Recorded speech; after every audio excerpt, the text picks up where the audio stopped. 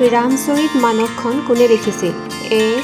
নৱদেৱ, B. Tulsidas, C. চৈতন্য, D. Surdas.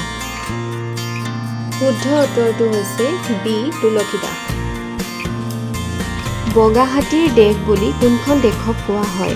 এ. Malaysia, B. Thailand, C. Myanmar, D. Laos. শুদ্ধ উত্তৰটো হৈছে B. Thailand. Vatican City ক'ত অৱস্থিত? এ. নাইজেৰিয়াত, বি. কংগোত, চি. ৰোমত, ডি. বেলজিয়ামত। শুদ্ধ উত্তৰটো হৈছে চি. ৰোমত।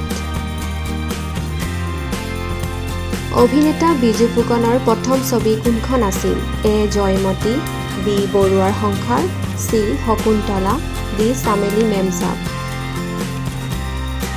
শুদ্ধ উত্তৰটো হৈছে বি. বৰুৱাৰ সংসাৰ।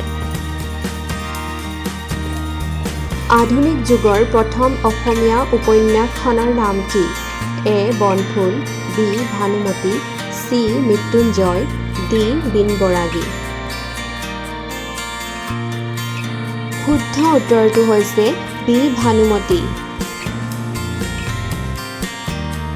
আৰু এনেধৰণৰ ধুনীয়া জিকে প্ৰশ্ন আৰু উত্তৰ পাবলৈ লাইক কৰক, কমেণ্ট কৰক, শ্বেয়াৰ কৰক আৰু ছাবস্ক্ৰাইব কৰিব নাপাহৰিব। ধন্যবাদ।